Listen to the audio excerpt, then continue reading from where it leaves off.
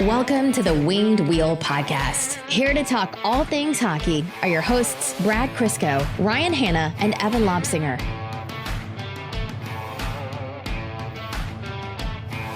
So be honest, guys. Do you notice anything different?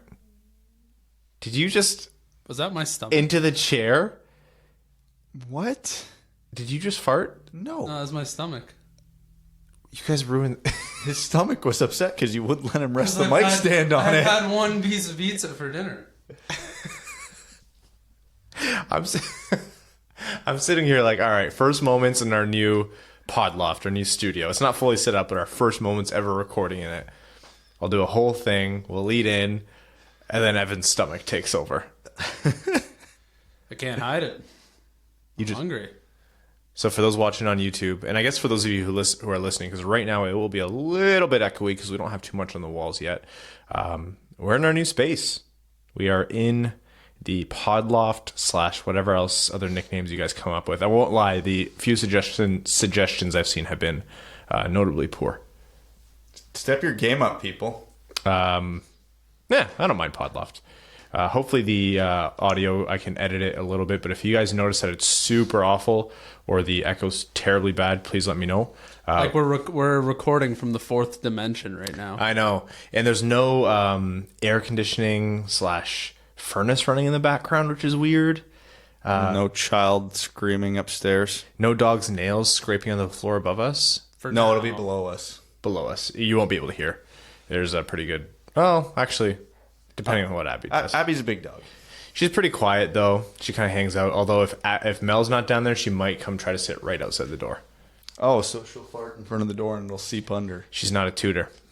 No? Yeah. That's why I'm so surprised when your dogs do it. I'm like, I don't understand them. My cat farts, too. Your cat farts? Yeah, when he gets super relaxed, he just farts. You don't... They're silent, but they are deadly. Relatable.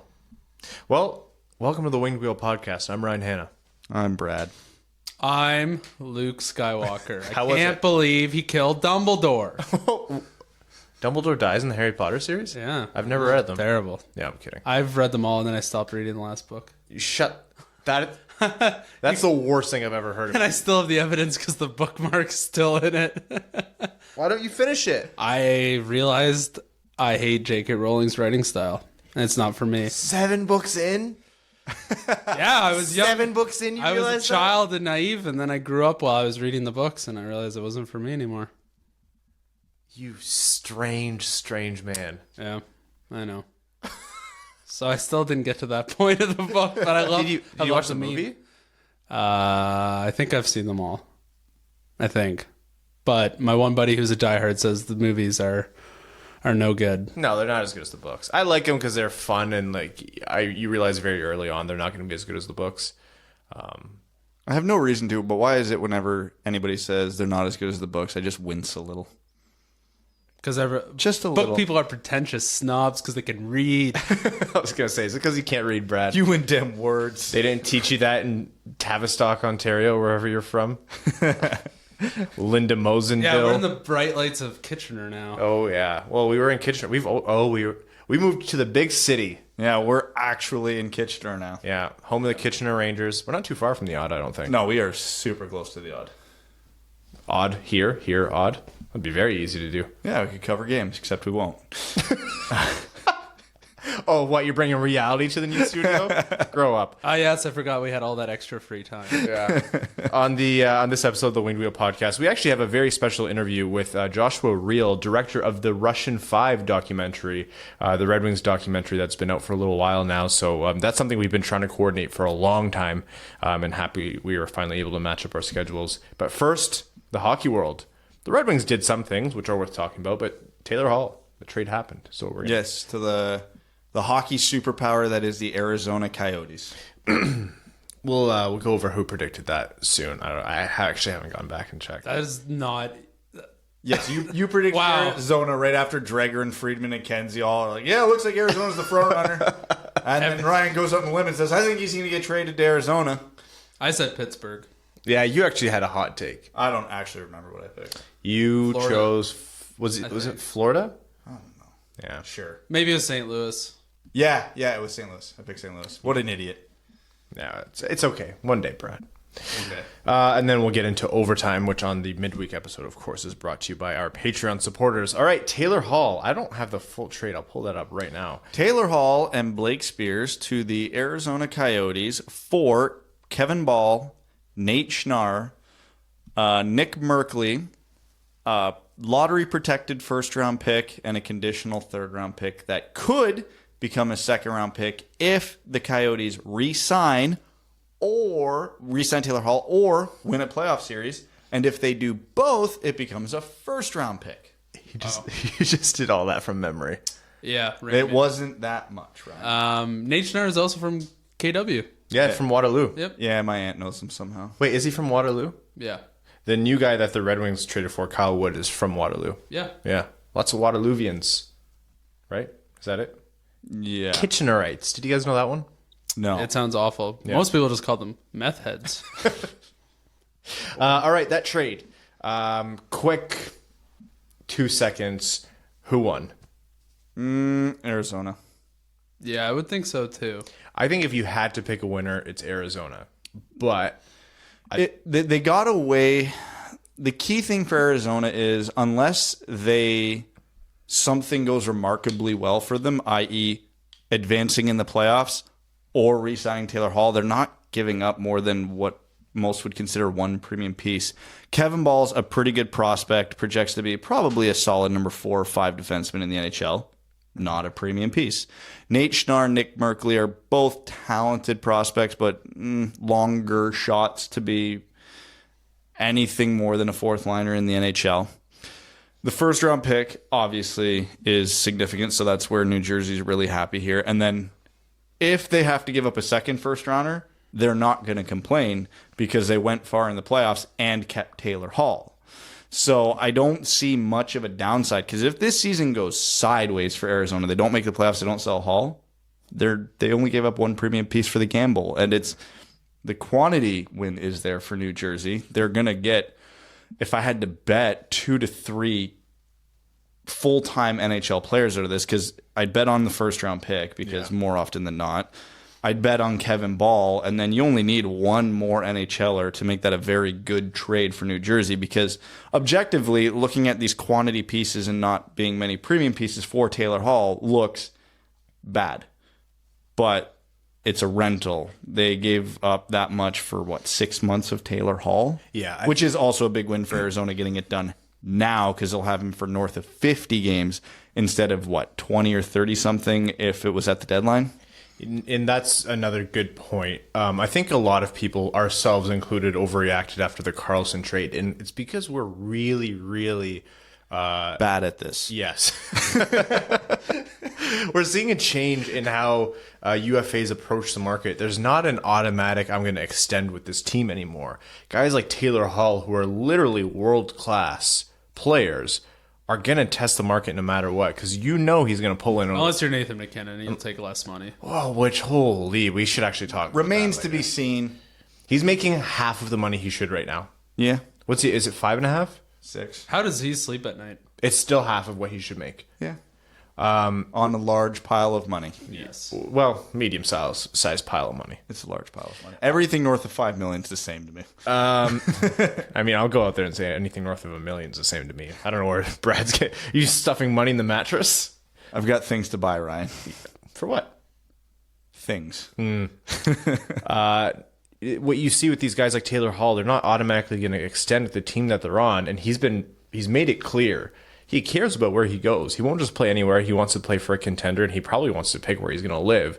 Because if you're someone who, no matter what, is going to make $11 million plus for the next 7 years, maybe even 8, don't you want the choice of where you're going to make that? Because the money's going to be the same. If you're so good where the money's going to be the same no matter where you go, wouldn't you want the choice? Yeah, but Arizona's a great choice for him. They don't require a boating license there to operate a boat. Freedom, baby. Those jokes came out right away. I was like, yes, internet, yes. Yeah, so... No tweet is ever forgotten. No, Ray Shero and the Devils definitely didn't fleece Arizona, and I don't think they won if you had to pick a winner, but I think they made out okay. For a rental. Yeah. You have to disassociate the name Taylor Hall from the trade because they didn't trade full Taylor Hall. No. They traded They got a good quantity out of the trade. Yeah, which is what a team like them are looking for. Look over the history of trades for rentals in the salary cap era. How many of those trades ended up yielding 2 to 3 full-time NHLers? If this goes really well for New Jersey, they could get 5. I'd say they won't, but again, 2 to 3 for a rental quality, it's fantastic. If they end up with 2 first-round picks here, they are going to be making it like bandits. Yeah, but if they get 2 first-round picks, that means Arizona's picks going to be pretty deep. Yeah, that's true. That's also very true. I've heard some debate on how good Taylor Hall is, and are people so quick to forget that this guy's one of the best left wingers in the world? He's less than 18 months removed from a Hart Trophy that McKinnon should have won, but he won it, so... He's legitimately one of the best players on the planet. Why does everyone... Nobody likes to admit that. Nobody likes to put him in the top 10 or top 15. People are still not realizing that one player can't do it all. So if you put a very, very superstar level talent with 2 underperforming meh players, it doesn't work. No. If you can get away with one, this is why we're paying $30 million to Justin Abdelkader, but you need that second guy in your line who's driving. Nico Hischier was usually Hall's running mate, but he's been injured for a good chunk of the season, so that didn't help Taylor Hall. So his numbers this year don't blow you off the dock, but he's been performing. And now that he's playing with, looks at Arizona's rosters, now that he's in the same situation... Who will he? He'll be playing with Dvorak. That's who he played with in the first game in San Jose. He got an assist, up the winning goal. So hey, he already equated likely an extra point in the standings for the Coyotes. The Coyotes are leading the Pacific. Yes, because we have such powerhouses as the Edmonton Oilers chasing them. Well, I mean, Vegas, you have to imagine. Yeah, Vegas has gotten pretty hot lately. They're going to just stomp them. But you know what? Good for Arizona and good for John Shaka for realizing the opportunity. He's like, this is an easy division to play in right now. Well, does Taylor Hall reshape this division now? Because I think we were all sitting here, whether we wanted to admit it or not, kind of waiting for Arizona and Edmonton to trail off. Edmonton's kind of has. Does Arizona trail off now? Or does this mean they're the team to beat in the Pacific? Or is it still Vegas? Is it still Connor McDavid? The nice thing about Arizona is they basically have 2 starting goalies right now. Yes. So if one guy gets a little cold, they just throw the other guy in. Yeah. And they can just run like that when they want. So, you know, they're like most teams, they're only as strong as their goaltending, and they've been getting good goaltending this year. Yes, and nice. They've got a very strong defense with Oliver Ekman-Larsson. We've been getting good goaltending for the most part from Bernier. He just has 70 shots a game. That's very true. Poor guy. The poor guy. He finally gets hot. Bernier finally gets hot, and then he realizes that it changes nothing. He's like, oh, we lost 4-2 instead of 5-2. Sweet. Yeah, awesome. Speaking of which, the Red Wings played 1 game since we spoke last, and they lost to Columbus. Was that Comrie in net? Mm-mm. That was No, Bernier. And he played well, I thought. He did, because Detroit at one point was getting outshot 24-7, and the game was tied. And it was not the first period. Notably bad for Bitcoin. It's amazing how many times the Red Wings go into second intermission with fewer or near 10 shots. It's staggering. I know it's their job, but it's just so funny when you hear commentators say, and this is a much better effort for Detroit, and you see like 10 minutes in, the shots are like 12-2, and I'm like, is it though? Is it that much better? Is it though? Well, when the measuring stick is below the floor. Yeah. And you know what? It's not their job to go out there and be like, this team's trash. Well, we can all see that with our eyes. Right now, the expectation of the Detroit Red Wings is please go on the ice and don't literally shit your pants. Everything above that is a win. And they're only accomplishing that about half the time. That's why Blashill's making all those faces. Yeah, it stinks on that bench, literally and metaphorically. It's just shit. Shit everywhere. Who scored in that game? Yeah, I can't remember. I think Hronek had one. Does that sound right? Oh, no, it was tipped off Bertuzzi. No. Bert and Ernie had the goal. Yeah. Yes, Bert and Ernie. The fourth line looked like maybe a second line for a moment. Adam Ernie had 2 goals. This was his Riley Shahan moment. Yeah, we forgot about that. And it was Ernie, and then Bertuzzi. Yeah. So the goal list now slims down to Nielsen, and applicator, and there's N scored. Oh, No. we're talking about forwards. Oh, forwards only. I'm not going to count McElrath because he's played like 5 games. So Perlini, Abdelkader, Nielsen. Yeah. Although the biggest moment of that game was when I tweeted the Bert and Ernie joke and got retweeted by a porn star and didn't know how to feel about that. Yeah, that's a new one for you. That was a first. I like because you see the little thumbnails like when you're going through your notifications, and I just assumed it was a bot, and then I noticed that like the likes on that one went up pretty quick, and I'm like, and then I clicked on like, oh boy, my children are in the room and got off of that. She's a big Red Wings fan. Oh yeah, she is. That was something. Yeah, I was starting to doze off in that game. That fixed that. Oh man, I made a joke about Adam Ernie, and oh boy, the fights in my mentions. Yeah, can I just throw out there my biggest Twitter pet peeve is when you tweet something and then there's like a 47 long response thread that you are not even contributing to or reading. Yeah, they'll never change. I hate it. I hate it more than anything else. And people are arguing, and I'm like, guys, it was a joke. It's fine. I don't care. And then they don't even remember that I was a part of it. Yeah, social media is scum for the most part. Oh, Twitter's the worst place in the world. Yeah, Facebook and Twitter might do all that out. Twitter Facebook. is free. Facebook's just seems cheap to ride on now. Like Facebook's just been bad. Everyone knows Facebook. Has it reached the point it's become a parody of itself? Yeah. No, it's still impacting society too much. Okay. Okay, so we've done Taylor Hall. We talked about the Red Wings losing to the Blue Jackets. It was just a prototypical Red Wings tank game. Like the score of that game is not reflective of how awful that game was. yeah, it was. There's those couple moments. Bertuzzi's goal was a double deflection. It went Mantha passed to Hronek shot off Larkin, off Bertuzzi. In the net. Yeah. Yeah. That first goal, I guess it's a fitting episode to make this joke.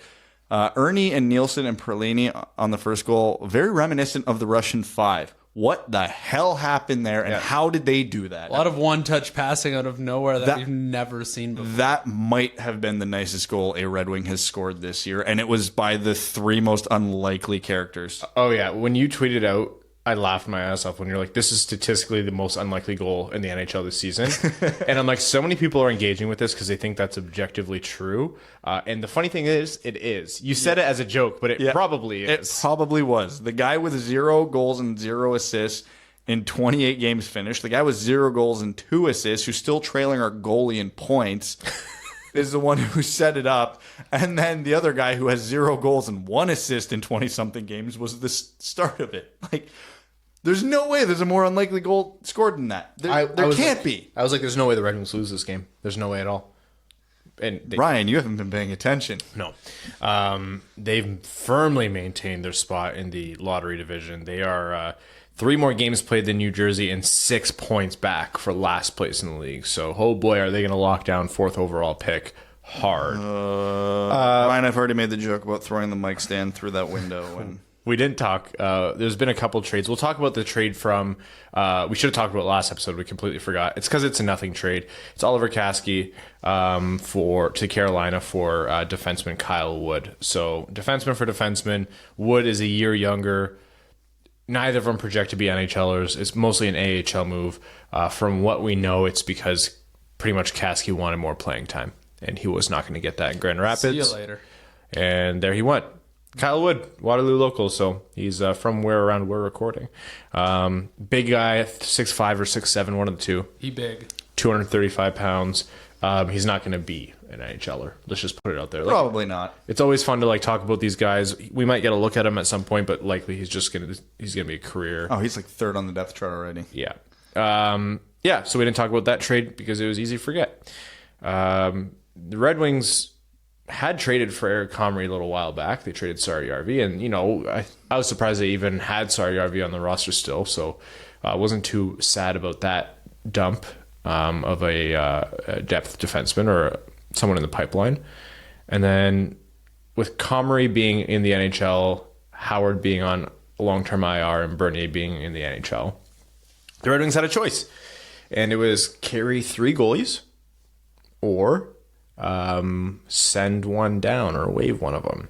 And I guess it wasn't going to be Bernier, obviously. He's been the Red Wings' best goalie, and it wasn't going to be Howard.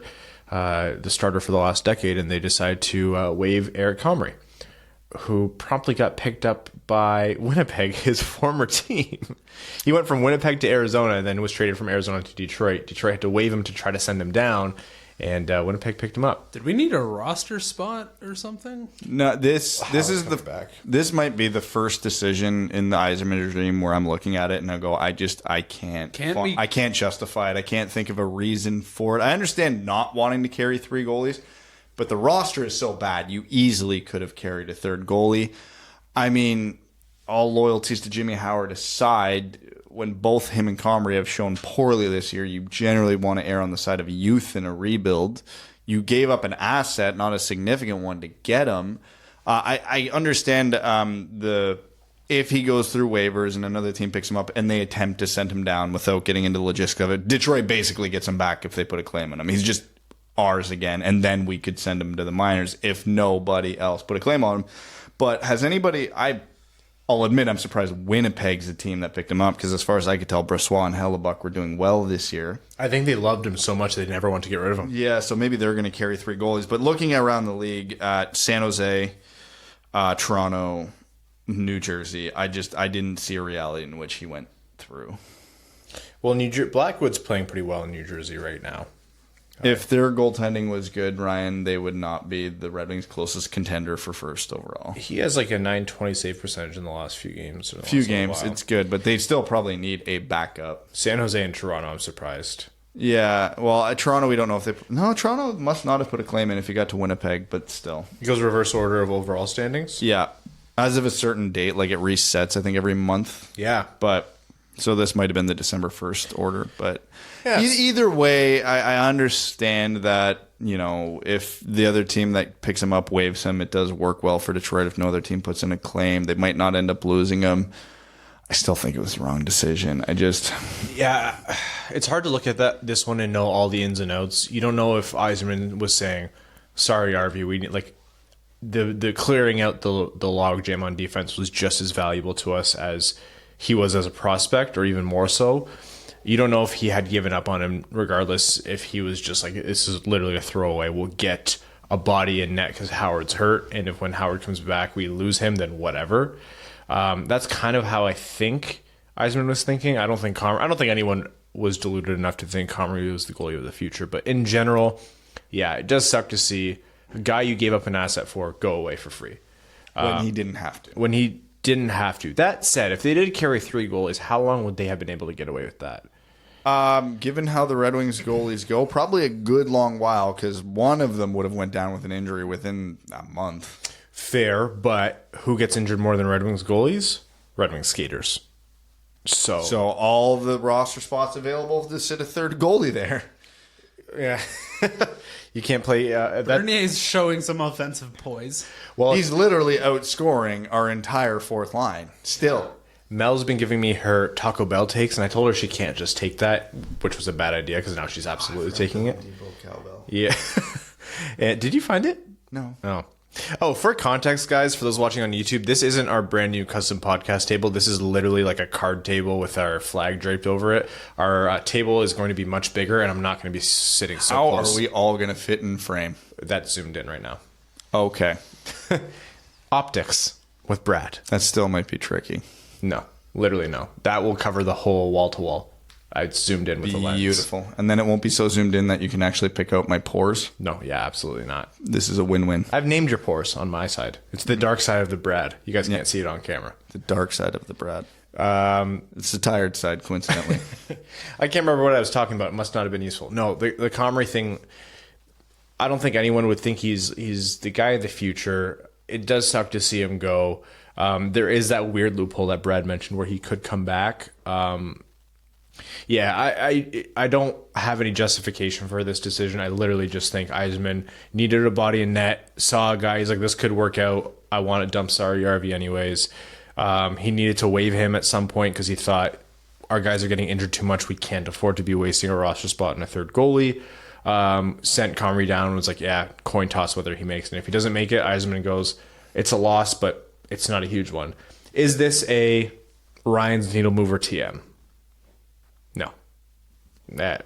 So you're probably right, Brad. It's not a great move. It's just kind of like not great business, but does it change anything? No, it's nothing to be upset about. Well, the Red Wings do need to find their goalie of the future because with how often Philip Larsson's hurt again. And he's having a bad year. It's expected. Like a first-year pro going into the AHL to what's been a relatively weak Grand Rapids team. I'll say underperforming Grand Rapids, not weak. I can't say I'm like completely giving up on him, but none of the other guys in Detroit's system are like. While there were a lot of candidates there, none of them seem to be blowing the doors off, which is, I guess, why the Georgiev and Sorokin rumors have started churning up around Detroit. Just gonna say, New York has 3 starting goaltenders. Henrik Lundqvist will never leave New York. Oh, you're talking about the Rangers and the Islanders. I think you said the Islanders. Oh, yeah. So the statement holds true. Yeah, New York. So the Rangers have... New York has 6 starting caliber goalies. Lundqvist, Georgiev, and Sorokin. Shesterkin for the Rangers. Yeah, right. Shesterkin. I'm all mixed up. You got me all turned around. Okay. Rangers have Lundqvist, Georgiev, Shesterkin. The Islanders have Varlamov, Greiss, Sorokin. Sorokin? Oh, yes. It's late. And Shesterkin and Sorokin could both lay claim to the 2 best goalies not currently in the NHL. I usually put to bed any rumors of the Red Wings chasing a starting goalie. They are going to need one on the other side of this rebuild. And you know what? I was listening to Jeff Merrick, and he was saying he had this sentiment, which is, why are we all just not trying to win? Like, we keep talking about the perfect time to go for it, and what happened to just trying to win? And I understand the sentiment. I don't agree completely, because I think it kind of glosses over the notion that, like, the reality is, like, the Red Wings right now can't be trying to win, because they literally couldn't if they tried, and it's a waste of time to try and squeeze out some more points. Also, I've been watching the current hot streak that Jack Eichel, Connor McDavid, and Austin Matthews are on, and I go, oh, right, that's why. That's exactly Rest in why. peace, Jack Eichel's injured. He's injured? Oh, I heard it's the flu. No, he left the game. Oh, bad. Yeah, point streak done. Bad. I don't think he dressed, I heard. I heard he wasn't even dressed. Not according to some large Toronto sports news. Steve Mangold? Out for his Flyer with upper body injury. Point streak ends at 17 games. I don't think that makes sense. That was 3 hours ago, though. So, yeah, he didn't dress. Yeah, so... I usually try to put those rumors to bed because there's no point in trying to be good now, but we are probably a couple of years, 2 maybe 3 years away from really trying to like do our best, and there's going to need to be a viable goalie on the other end of that. Mm-hmm. It might still be Philip Larson. It might be Keith Petruzzelli. It might be Jesper Eliasson. But as it stands right now, you're probably not betting on any of them. No. As for the rest of the roster, a lot of people are going to change. It's funny, Joshua, you guys weren't in on the interview, but he said, I'd be surprised if there's more than like 4 or 5 guys that are here once the Red Wings are like competing for playoff wins again. And I was like, oh, wow. Are we counting Grand Rapids? No, I think he meant on the actual Red Wings. Red Wings are essentially just an audit this year. Yeah. Mm-hmm. That's An it. outsider with an outside perspective has come in and is looking at the books, and those who don't fit the bill will be gone. Wow. What's with your doses of reality today? What's your problem? I'm exhausted.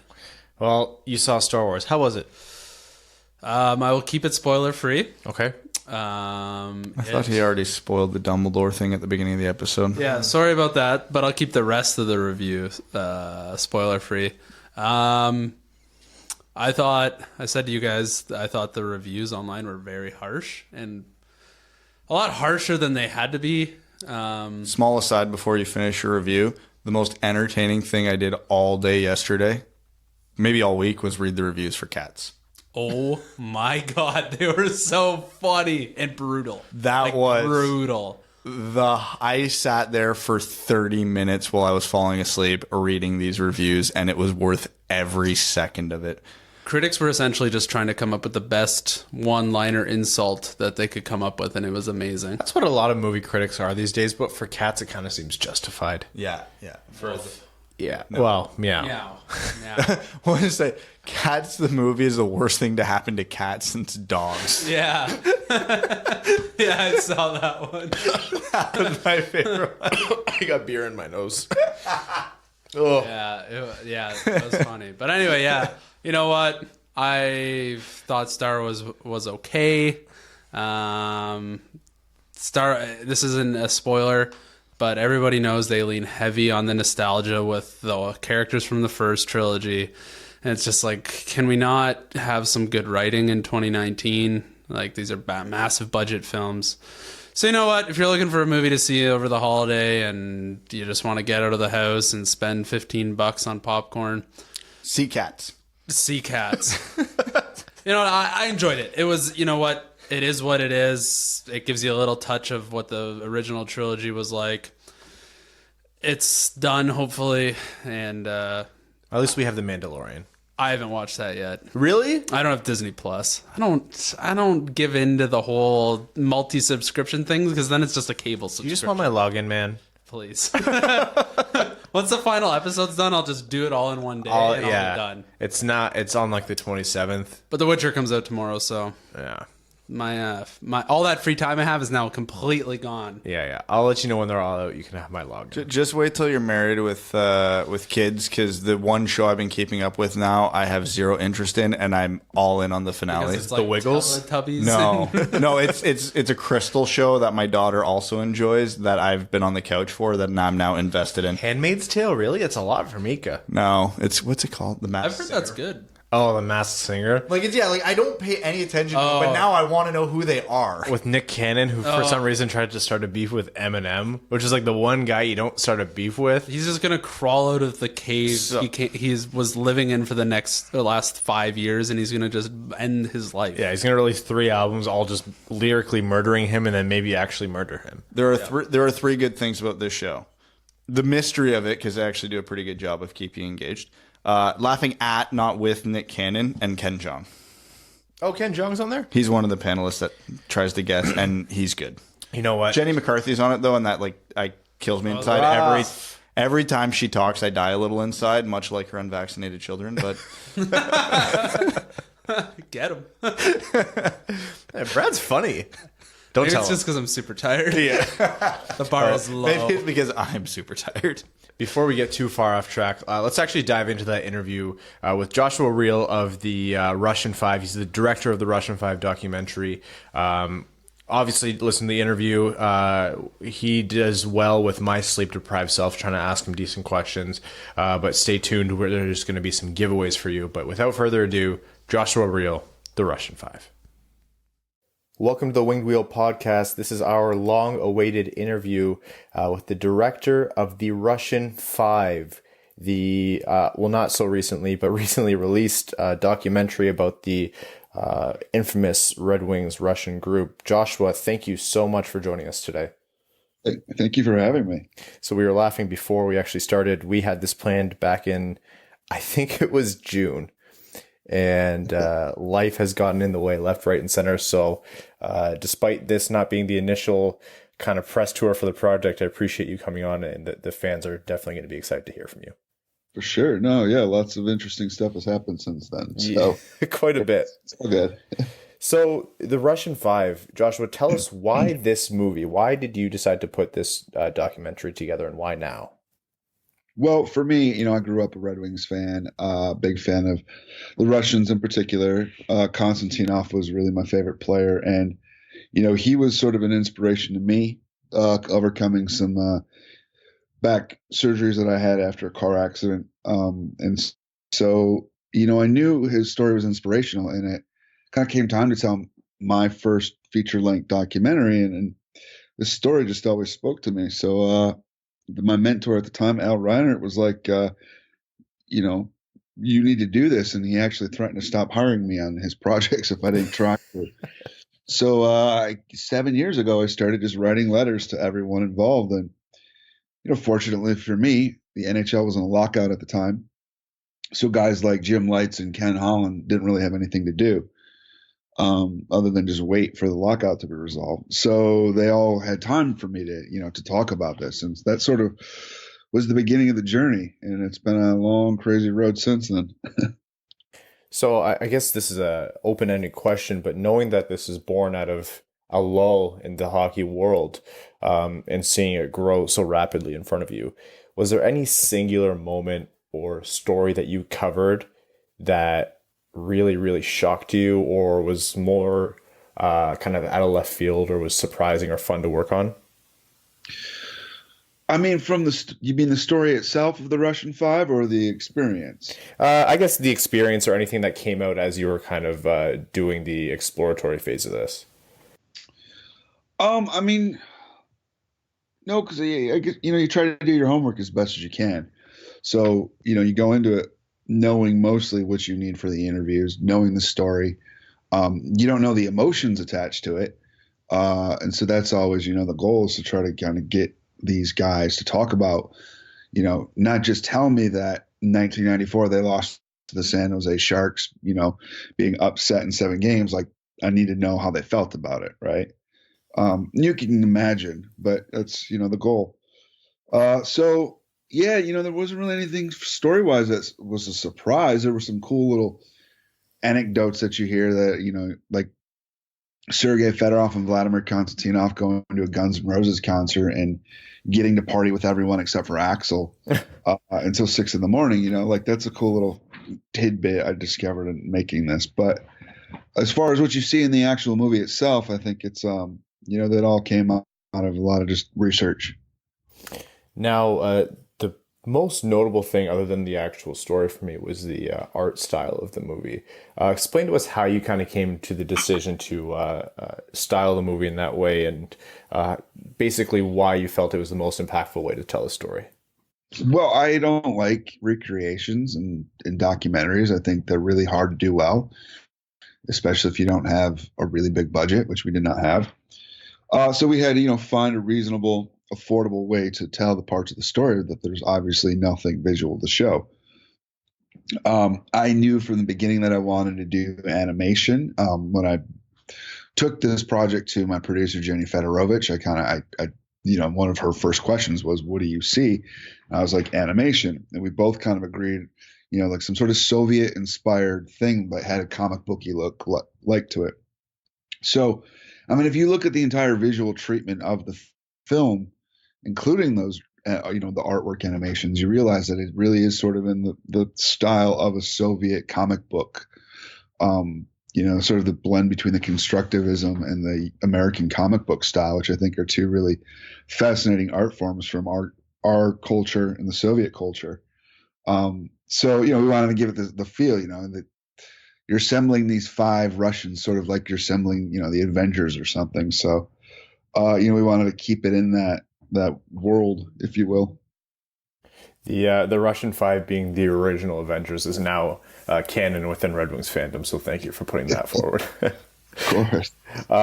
So since the release of the film, what's the reception been like, I guess, generally to the public, and then maybe even specifically from Red Wings fans who have come forward to you? Well, my favorite responses are the Red Wings haters, actually. People in LA, I didn't realize how hated the Wings were outside of the Midwest until I took the film to Los Angeles, and Kings fans were like, "I hate the fucking Wings, but I love this movie, man." And you're like, "Cool, that's what you hope for, is to tell a story and move people in a way that they put whatever sort of preconceived ideas they had about the Detroit Red Wings in this instance aside, and just sort of go on that journey and maybe appreciate and understand what that team went through a little bit better." Now, as it's known to everyone, the Red Wings of today aren't exactly the Red Wings of the Russian 5 in their heyday. Do you feel like being able to tell this story is some kind of catharsis or relief to Red Wings fans who aren't exactly seeing the success that they're used to? I mean, I would prefer that the team be playing well so that we don't have to have this conversation. But I mean, the reality is, yeah, Stevie's got to rebuild from the entire ground up. I'd be surprised if there's more than 4 players on this roster who will be on the roster when they eventually start making playoff runs.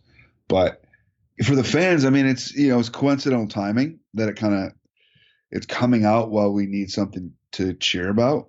So I'd hope that more fans would seek it out and rent it, purchase it, watch it, however they can. especially newer fans who, need to understand, like, it wasn't easy. Like, that's the one thing that this film really shows is, like, there were a lot of almost theirs. This is going to be our year. Shoulda, coulda, wouldas before they finally won the Stanley Cup. So, yeah, the captain's back, but it's not, it's not going to happen overnight. So you're well versed then. So Yeah. Now the main story, or I guess the crucial piece in this whole saga is everything that happened with Vladimir Konstantinov. Yeah. How difficult, or I guess how impactful was it working on that part of the project, and both for you and for the players and the personnel and those involved in the story? Well, I'll answer your question by telling you this story. I had to stop doing my interviews chronologically because as I had established that pattern through the course of the interview, you start out with, like, for example, Dave Lewis, right? And, I started talking to him about what the team was like before the Russians came in, and the Yzerman early days and the transformation, et cetera, and I get through all the arcs and the beats, and then we get to the Stanley Cup 97. And rather than talking about it in this joyous sort of memory of, like, wow, how special this was, him and a couple other people who, when I realized this was happening before I did, they would tense up because they had, their memory was going in the progression of what happened.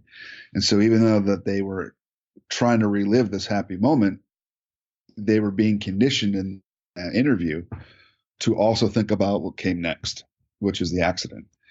So I ended up having to just completely just jumble the chronological order of what happened in the interviews. And so, with Stevie, I started with the first Russian 5 game, and then, within the first 30 minutes, the accident. And then we went back and then we talked about the Stanley Cup finals and all of that. So, it's just learning the art of the interview and kind of figuring out those things. It's just part of the process. But yeah, it still affects those guys today. Sergey, I had a chance to spend some time with him in Moscow, and it's still just talking about Vladdy really, gets him kind of choked up and yeah, it's tragic. All of those guys still, it's yeah, no, difficult, well, for those of you who haven't seen it, this documentary will do a good job at bringing you to tears and choking you up, like what Josh was mentioning here. That was a moment. Watching the documentary, Joshua, like, I knew what was coming. Yeah. And I still couldn't help it. And you know what? Kudos to you for telling that story in such an impactful, obviously respectful manner, and allowing those people that you mentioned to be the ones to kind of talk about it and deliver what the moment of that day was like. So obviously the documentary is worth watching for every piece of it, but that part was done, particularly impactfully. I appreciate that. I mean, so much credit it goes to my editor, David Fabello, who really just brought a wonderful sensibility of the pacing and the nuanced touch that we needed to, let you feel the depth of the emotion, but not linger in it too long, No, definitely. It's hard to kind of touch on too much after that. That being the kind of the main piece, or the main pivotal moment in the entire story. In general, a Red Wings fan working on one of the most popular sports stories of all time, directly involving the Red Wings, was that kind of like a pie in the sky? You never thought you would do that in your career, or is it something that you've always wanted to do? Well, honestly, like, the first film job I ever had, like, paid, I was on Ozfest on a tour bus, so, like, from 17 years old, I've always found myself in these spaces that might seem sort of like pie in the sky type thing. And it just sort of eventually became normal. So yeah, in that way, I guess it should be weird, but it wasn't weird.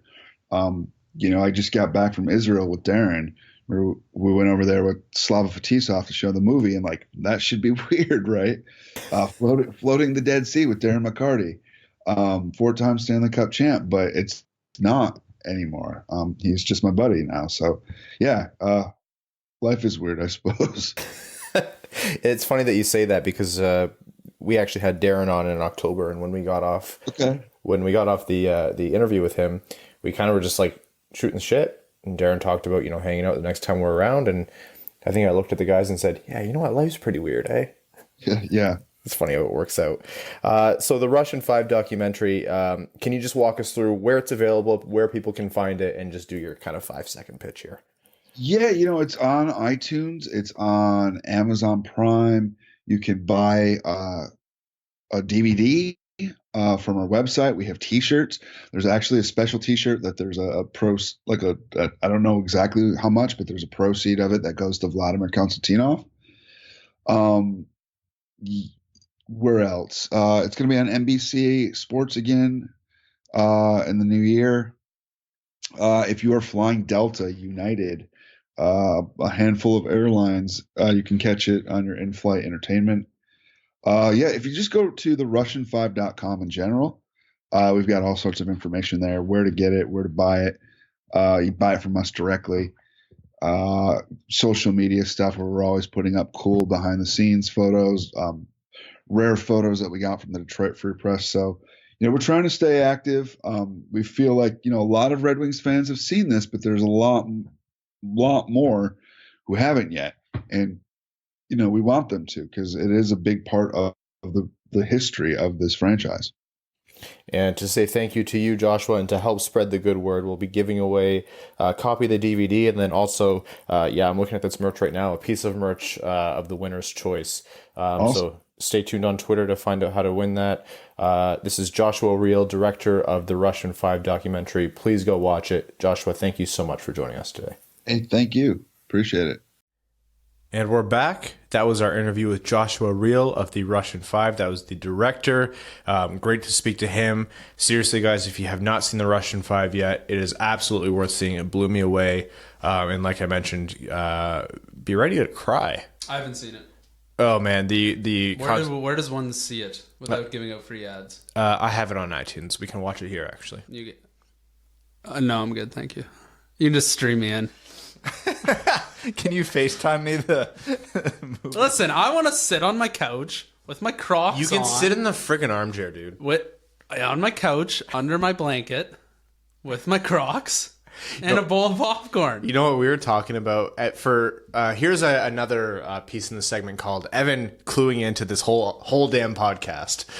Brad and I were talking about finances and stuff for the show, and I was like, oh, by the way, I reimbursed myself from our account for blah blah blah, and also NHL TV. And Evan goes, oh, I want some free NHL TV. I was like, well, you can come over and start watching the live streams with us. And he was like, oh no, I'm good. I found a very lucrative way of watching the games on the interwebs. It's called For Free. You will have to be here for the live streams. Look at him contemplating. I know he's trying his damnedest to not. The last thing I want to do is watch a Red Wings game. The next thing I want to do is have to put pants on in the winter and go outside. Well, put the camera. Your pants aren't even in the frame right now. Oh, I could wear shorts over, I guess. And my Crocs. Yeah. So, again, those are my indoor Crocs, though. Look at the tweet for this episode. To try to enter to win a copy of the Russian 5 and a piece of Russian 5 apparel, which is legitimately dope. I don't know if you guys have seen this stuff. With that, should we head over to... No, first we're going to take in a picture that happened in 2019 that we all saw coming. Taylor Hall and Phil Kessel. 2019? Oh. Taylor Hall and Phil Kessel celebrating a goal together for the Arizona Coyotes. Yes. As we all predicted. Yep. We're going to head over to Overtime, which on this episode of the Winged Wheel Podcast is brought to you by Motor City Garages. They are a family-owned and operated company servicing Metro Detroit. They do everything from garage flooring, cabinets, overhead racks, wall storage, and everything to do with your vehicle. Enough of the messy garages everyone is sick of walking through. It's time to turn it into something useful. Whether you like to work on your car or if you'd like an organized space, we have you covered. 3D designs and a lifetime warranty, Motor City Garages, park in style. Overtime on midweek episodes are brought to you by Patreon patrons, and their comments get read out exclusively. Nobody else, just patrons. We're going to start with Alex Zucco, who says, "Hey, Dub dudes, I just want to say happy holidays and that we're excited to have you guys visit Grand Rapids in a few months. I think you guys will really enjoy your visit, as there are a lot of great spots for a drink and food just a short walk from Van Andel Arena, and the city loves its Griffs. As for the Red Wings, I'm just curious as how you would handicap the chances as of December 20th that Athanasiou is moved prior to the deadline. I love what he brings from an entertainment standpoint as a fan, but his streakiness makes him tough to rely on. Thanks as always for providing us with great content." 40%. More likely to not happen, but still high enough to leave you wondering. I am my newest tinfoil hat theory, now that the tank has become full-fledged reality. My newest tinfoil hat theory is that Athanasiou will be traded, but even that, I think I can only realistically give a 20% chance in my head. I'm a 20% chance guy, too. Yeah. It's hard, right? If anyone's going to get maximum value out of a guy, it's Steve Yzerman. That being said, you never know what the market's like. Also, that being said, you have a high-impact winger who can play really well if he's with talented line mates. Hello, Edmonton. It just depends if there's the right buyer out there. Lonnie Zone says, "Hello, fellas, and Dub Nation. Happy holidays. Congrats on the new podcasting barn as well. Been looking at Cap Friendly and thinking, would it surprise anyone if Abby mysteriously becomes allergic to his equipment in March and replaces Franzen in his LTIR slot this summer? Thought I'd share that happy thought since the season of giving and all. Much love. Thanks for everything you guys do." Would not bet on it. No, he's been injured lately, but he's usually pretty resilient. He was a healthy scratch last game, and I almost fainted because I never thought I'd see the day. What was that about? Maybe Blashill actually watched him play. Didn't he watch his first 4 games where he was good? Glimpsed it. He just looked at the stat sheet after. If you want guys who are going to be LTIR'd, well, we didn't even mention this. Danny DeKeyser just underwent season-ending back surgery.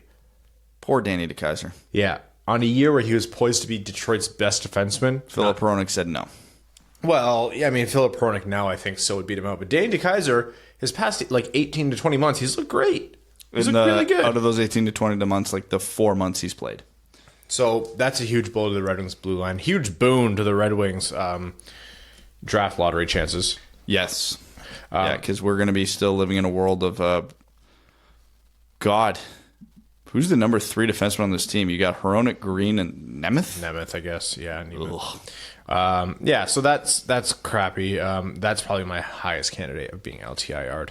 Austin Trotman says, "Hey guys, using only players who have never played for the Wings, make a starting lineup with the best / your favorite past or current players. No duplicates either. Keep up the great work." So never have played for the Red Wings? Ooh. Okay, I'll do 5. Okay, my starting left winger is Pavel Bure. He's my favorite player of all time who has not played for the Red Wings. My centerman is going to be Wayne Gretzky. My right winger is going to be Mario Lemieux because obviously. Yeah. Let's throw Bobby Orr on defense, and then just for the funsies, I'm a big Erik Karlsson fan. Let's throw him there. I have Karlsson and Orr. I have Braden Holtby in net. I love Holt so much. Oh yeah, we got to go goalies. I'm going to go Lundqvist. I'll go Lemieux at center. Was Patrick Elias a winger? Yeah, I believe so. I was a big Patrick Elias fan. I was a huge Patrick Elias fan. I really liked him, and so if you want favorite players, he was a center. Damn it. You know what? I didn't really watch enough of Gretzky. I'll go Elias at center because Gretzky's a cop-out. And wingers... Yeah, I watched a lot of Gretzky, so you're not taking that one away from me. Wingers will be Ovi and... Oh, Ovi's a good one. Bure, Gretzky, Lemieux. I can't go against it. Growing up watching Bure, Gretzky, and Lemieux in the 90s, I can't not pick them. Evan, honest answer, are you going to do this? No. Evan Beckner says, New Jersey is obviously embracing the tank as well. Do you think they consider shopping Subban? Also, did Montreal win the Weber-Subban trade? Great question, because we made fun of it a lot. Man, Subban is bad. He is Cat's bad. Here's the thing. If New Jersey could trade Subban, they would. They probably can't right now because his back degradation has been brutal. He also has zero value, and his contract blows. Yeah. How many years does he have left? Too many. But 9. That's how many Cats lives he has left. still less years left than Shea Weber. And that's the thing. Shea Weber comes with a clause, although it wouldn't really hurt Montreal as much as it would hurt. Oh, screw Nashville. Yeah. PK, Which is funny because Nashville's not even the one who structured that contract. Remember, PK that was an Subban offer sheet that was matched. PK Subban has 2 more years left. That's not terrible. PK Subban at the time of the trade was not projected to fall off this much. And you know what? Here's my hot take / I don't want to admit I'm wrong yet. If PK Subban finds a way to get healthy, he's not this bad. If he has an absolutely horrendous finish to the season 2 and it just doesn't get better, he sounds like a reclamation project right up Steve Yzerman's alley. We will eat that salary for you in New Jersey, no problem. You know what, Jersey? Send us Subban in a second, and we'll send you Franz Nielsen. If it's a cap dump, Ryan, you're going to have to think that one over a little bit. What if it's Subban for Nielsen straight up? Would they do it? No. I know, but could we say yes just for my dreams? We're gonna go over to Jagger Gondek, who says, saw a tweet saying, what if Larkin asked for a trade out of Detroit, and thought, what would the possibility of that ever happening be, if any? Also, what do you think he can get in return? Is there any comparable deals given his age, talent, and contract? Thanks for the great show. This is my first time becoming a Patreon supporter. Well, thank you for making us your first Patreon, or supporting us first before anyone else on Patreon, and welcome to the Dub Dub family. I'm struggling to think of a comparable trade. I don't want to say it can never happen. Anyone could request a trade at any time, and it's becoming a lot more common nowadays with players becoming much better advocates for themselves in today's NHL. That said, I do think it's pretty unlikely. If it does happen, he would fetch a huge return. Let's say it happened right now. His contract right now is amazing. Yeah, if he's going to a contender, you're taking probably 2 first-round picks and maybe their best prospect. Yeah, that's second-line center, because that's what Larkin is on a great team. He's still a good second-line center who's only getting better right now, who's salary locked on a really good deal. You're hearing right now Abby playing with her toy. Okay. You guys haven't met Abby yet. She's the dog at my house. She sucks just like Brad's dogs, but she might make it onto the show one day. She's not a barker. No. Which is different. She's an attention whore. Did you like her fake Yelp, though, when I pulled her back from... Oh, that was from Evan. She's learned to fake Yelp like she's in pain, which is so incredibly annoying because people think, like, you're hurting her. I'm like, I promise you I'm not. I grabbed the scruff of her neck to pull her down, and she went, ugh. Girl, She's dramatic. Yeah, she is. Yeah, you're talking first, if not first, best prospect. Yeah, if it does happen... Steve Yzerman would be able to make it, so it would suck.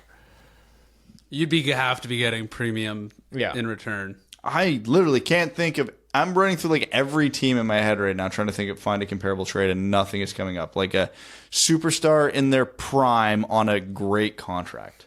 Peter Polshahansky says, hey boys, is it the draft lottery yet? I just really want to fast forward through this nightmare of a season. I knew it'd be painful, but it's starting to break me down, I must admit.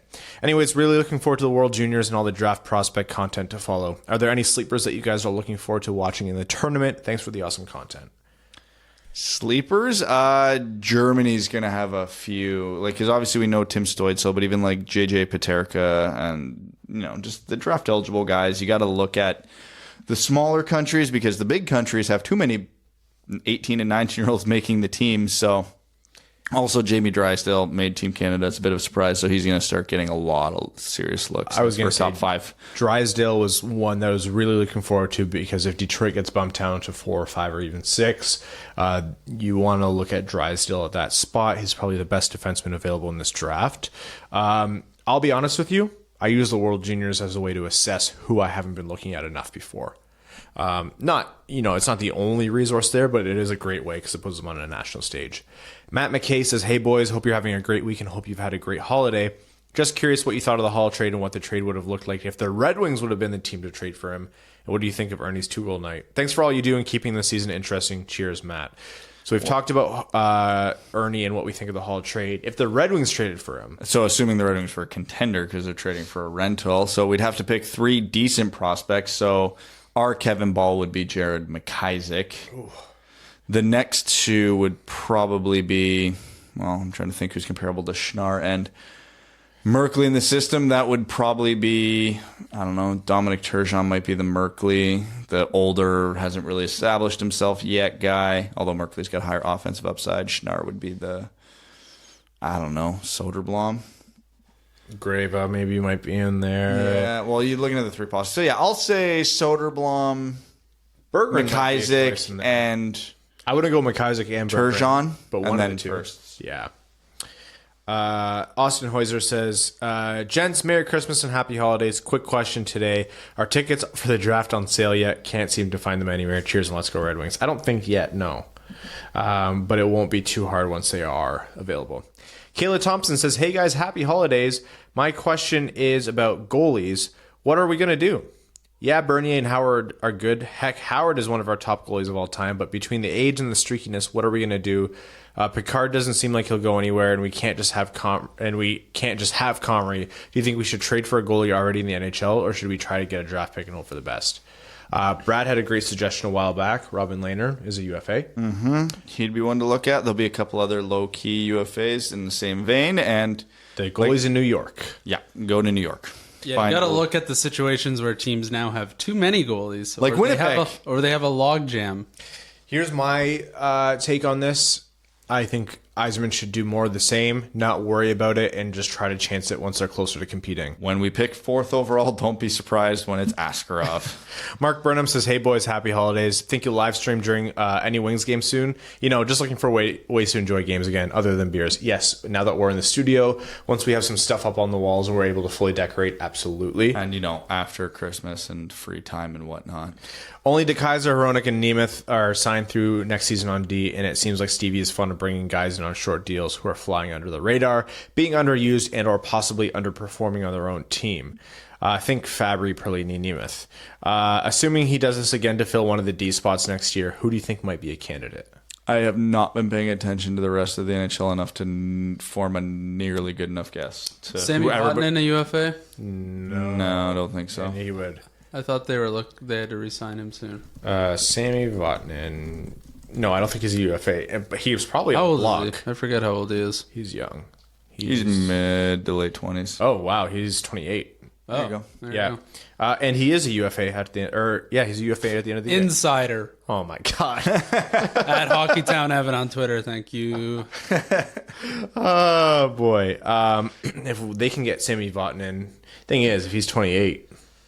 Sign him. He's going to want a longer. He's going to want 7. He's not taking less than 7. But he's not having a good year, so he's not getting probably north of 5 years.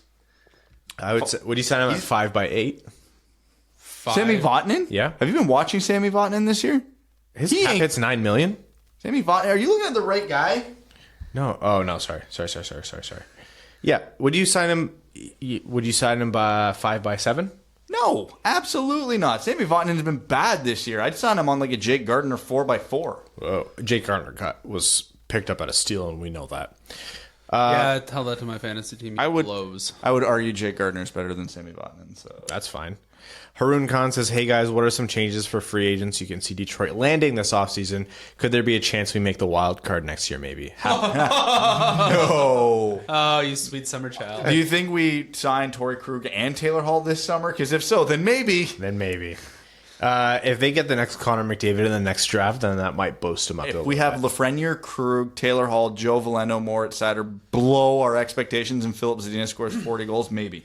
So I was watching and Byfield somehow. I was watching some prospect highlight videos, and Lafreniere's was only for October, and it was like he had 40 points in the month. Yeah, I was like, yeah, he's going first. Probably. Yeah, he'll do that. No, Yeah, I'm almost certain because it was like a 28-minute video for 1 month of hockey in which he had 40 points in that month. Lafreniere good. Yes. Good. Dylan Krill says, hey guys, happy holidays. With our goalie situation, do you guys think we should take a shot at an upcoming free agent? I could see Holtby, Grice, and a Markstrom's price being too high, but what do you guys think about Lehner? Yes. I think he'd keep us competitive with our young roster, and he's only 28. Also, do you think New Jersey will keep trading away players for draft picks? After the Hall trade, they only have 2 picks in the first 3 rounds. Who do they trade if you think yes? Subban, 5 points in 33 games played. They'll have a hard time trading Subban. Vatanen, like we mentioned, will. Wayne Simmons. Who was going to pick up Wayne Simmons at $5 million? He's not good enough for $5 million. Yeah, well, they just retained half of Taylor Hall. Who the hell says they're not going to retain half of Simmons? That's true. I'm super interested in what the long play is for Florida and Spencer Knight. They signed Bobrovsky to an absolute massive deal. Are they hoping he's still around in 10 years and is 28 as a rookie? I think they're not thinking about it. I think they're thinking 7 years. I think 4 years from now he'll start backing up. Well, Wow. yeah. They're going to trade him to Detroit for Andreas Athanasiou. Those rumors start in 2 years. I just think we need to, pick some pockets when teams run into a situation where they've got too many goalies and they got to figure out what to do with one of them. Well, if you want a GM who's going to do that, it's this one. Yeah. Hey, isn't it funny how Columbus picked up a young goalie prospect for a second-round pick from Philly, and he turned into Sergei Bobrovsky, and now the same situation might happen because of him. Philly basically had goalie problems for 15 years. Yep. Adam Cesar says, "Hey, friendos, happy holidays to you. What would be the least offensive draft order specifically for Red Wings fans in this year's draft lottery?" Least or most? Least. I keep spiraling into a pit of depression every time I reset the Tankathon mock draft and simulate again and again, only to have New Jersey draft first, Ottawa second and third, and then us fourth. What would be your ideal top 5 that wouldn't make you mad? Mine would be Detroit, Columbus, Minnesota, LA, Anaheim.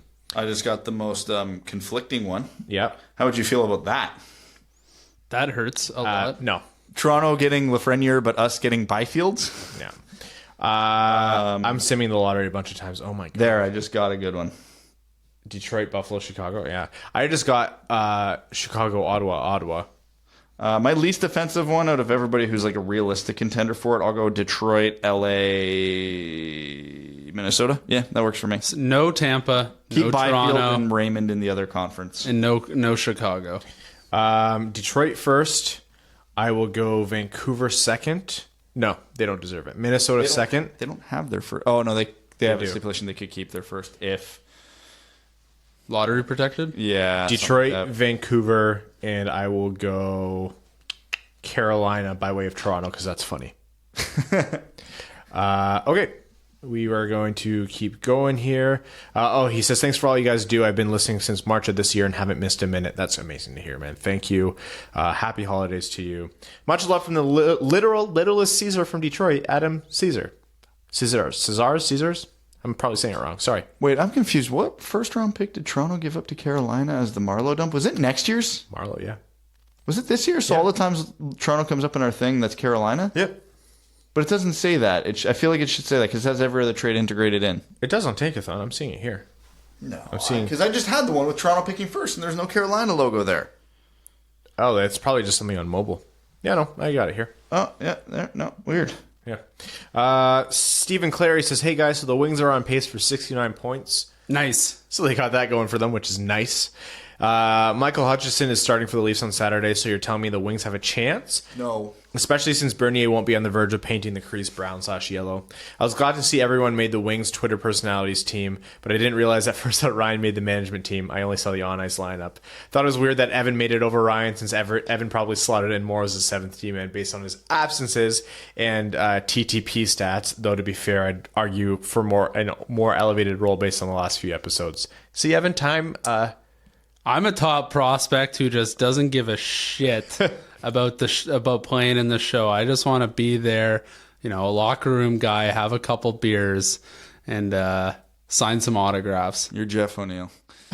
I was first line and got a letter. I got leadership responsibilities Yikes, now. that's the worst. So you're the Justin Ablocator then? No, I was on the first line, buddy. Yeah, so you're the Justin Ablocator then. You know what? That kind of works. Yeah, I was the assistant GM in that, so I'm happy to be the Stevie of this situation.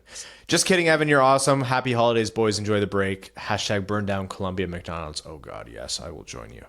Matt Cheney says, "'Twas the night before the draft lottery and all around the podcast table. It was clear from his scowl that Brad was not stable. The jerseys were hung all around the wall as the Dub boys prayed the Wings didn't fall. Evan was nestled all snug with his bed as the dreams of a hole-in-one danced in his head. The Patriots sent in their comments for Ryan to read. Ryan does it with grace. He does it with speed. When the day comes around and the live stream is up, the boys sit happily with beers in their cup. Thoughts of number 1 or number 2 were delightful and swell. Little did they know the Wings had again fell. Not 1, not 2, and not 3 is where we pick. Push back to 4. I think Brad will be sick. The boys fall back. Emotions overwhelmed. Let's get back to talking about hashtag elite sniper Darren Helm. I need you to print that, frame it, and put it on the wall. The rest of you, step up your comment game. Yeah. Now Patreon comments are over. Nobody else gets to comment. Now Larkin, now Tuesday, now Mantha and Fabry, on Zadina, on Sider, on Valeno, and Stutzley. I think that's how you say it. As the contracts expire and cap space opens, we can finally see the Wings win and feel good emotions. True fans stick around through thick and thin. Without the dub, I couldn't form a grin. Keep up the good work, boys. Your pod is the best. If we keep believing, the Wings will see success. Happy holidays, dub. This is by far the greatest comment we have ever received. That was incredible. Matt Cheney, thank you so much for that. Yep. I promise you we're putting that up on the wall. Yep, and the rest of you suck. Matt Haggard says, hey guys, hopefully not too late. I just saw the news that the Jets grabbed Comrie off waivers, so he's back with his old team. I recall hearing that the Jets hadn't really wanted to lose him in the first place. He's kind of reading it with the cadence. So getting out our tinfoil hats, could Stevie be angling something just to make a deal with the Jets? Or are we just unlucky? Probably the latter. I wouldn't say not the former. I'm sure Eisenman has hedged his bets here. Garrett TV says, Hockey Amigos, in honor of your awesome accidental segment from last episode, what did Jim Montgomery do? Oh, let's do a little bit more of that. What did Jim Montgomery do? Because we're going to do this until we know. Jim Montgomery wore his indoor Crocs outside. Oh, rough. Let's see. What else have we talked about today to make this relevant? Jim Montgomery paid full price to see cats. Jim Montgomery parks on the street overnight so the snowplow can't plow the street. Jim Montgomery reserved 8 seats at the theater when only 4 of his friends showed up. I would do that, though. I figured I'd send along a few spicy rumors I've heard swirling about. Jim Montgomery sent Tyler Seguin more emails even after Seguin unsubscribed. 2, Montgomery charged excessive transaction and service fees just because he could. 3, Montgomery drives under the speed limit in the fast lane. Ugh. And 4, finally, Montgomery knowingly sympathized with Brad Marchand. Thanks, boys. Keep getting pucks deep. I like those. Just because it happened to me on the way here, Jim Montgomery jacked up his truck and put bright halogens in them. Everybody who does that. Oh, that's how you know you're in Breslau. Yeah. That happened in Kitchener on Victoria Street. It's coming back from Roxy's. Oh, definitely. Rowan says, good day, Duds. So the following people in hockey have been fired this year. Don Cherry, Mike Babcock, Bill Peters, John Hines, Peter DeBoer, Jim Montgomery, and now old mate Donald Trump is being impeached. The question remains, why is Brad still on the podcast? Is it out of pity? Hex, lads, it's been a bit on the warm side down here the last few days, and it's not just the takes being fired off my Twitter account. It was 50 degrees Celsius in Australia. Screw you.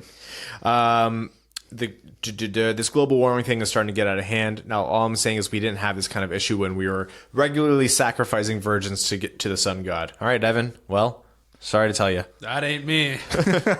Something to think about. Jersey time, and I'm going to flagrantly ignore your no free ads narrative since I've seen this question a bunch lately. If you wanted a legit, correctly customized home or away Red Wings Adidas jersey, do not buy from the NHL shop, etc., but pass go and head directly to Vintage Detroit Collection on Michigan Avenue, or visit their website, vintagedetroit.com. You guys should let them know that this is a great website, or this is a great podcast to sponsor, and they probably get a lot of business from you. So tell them to reach out. Bonus jersey time. Since the release of the Kings and Avs Stadium Series jerseys, they've not been seen or heard from since. I wonder if Adidas have gone back to the drawing board to correct their very obvious mistake. Anyways, which one was worse? Oh, God, the Colorado one was worse. They were both atrocious, but the Avs one was just horrid. LA's was worse. No. LA's was worse. I'm sorry. LA. That Colorado one looked like an ugly Christmas sweater. At least it looked like something. What was LA's? The bottom half is... It looks like a kid's drawing. No, Brad, Evan. This is just a cripple fight in the parking lot. There's no winner or loser. Okay, but which one was worse? I was going to continue that joke, but I won't. Thank you. I already have enough editing to do. Which one was worse? You got to Colorado. My God. I can at least do black and white, but Colorado's was just a series of unfortunate events. They were getting stabbed in the throat with their own mountain. Bunch of meatheads. Get out of my house. Anyways, with that episode, Mel said we could stay. Oh, God, she's so annoying. Thank you, Mel, for letting us stay here. With that, we're going to wrap up this episode of the Winged Wheel podcast. We will let you guys know what our holiday schedule is. We're probably going to take just a little bit of time off. It might actually be this Sunday. It's not by choice. I literally have no free time. We'll let you know what happens. We want to thank our name level sponsors, I Hate Poutine and the Lions. Only half of that is true. Scott Martin, Luke Johnson, Mitchell Shinkowski, Arjun Shankar, Hassam Al-Qassem. Thank you so much. Clayton Van Dyken, Mike Reed, Aaron Taylor, Langabir, Matthew M. Rice, Kayla Thompson, Ryan Lewis, Sean Levine, Matt McKay, Hannah Lee, Kaylin Wood, Jacob Turner, Charlie Elkins, John Evans, Antonio Lupu, Rob Thiel, Craig Kibble, Stan Olson, Ryan Lewis, Danny Jr., Kay Waz, and Simon Anderson. Thank you all so much. Some of you name level sponsors who've been around for a while, check your Patreon messages, and happy holidays, Merry Christmas, everyone. I don't know when we'll talk next, but if it's not until after the break, enjoy, be safe, have fun. Try not to watch too much Red Wings hockey. Thanks for tuning in to the Winged Wheel Podcast. Be sure to check out wingedwheelpodcast.com, where you can subscribe to the show on iTunes, Spotify, or wherever you get your podcasts. You'll also find links to other ways to support the show, such as Patreon, official podcast apparel, and more. And don't forget to follow the show on Twitter at Winged Wheel Pod. And of course, the hosts at Brad Crisco, at Ryan Hanna WWP, and at Hockey Town Evan.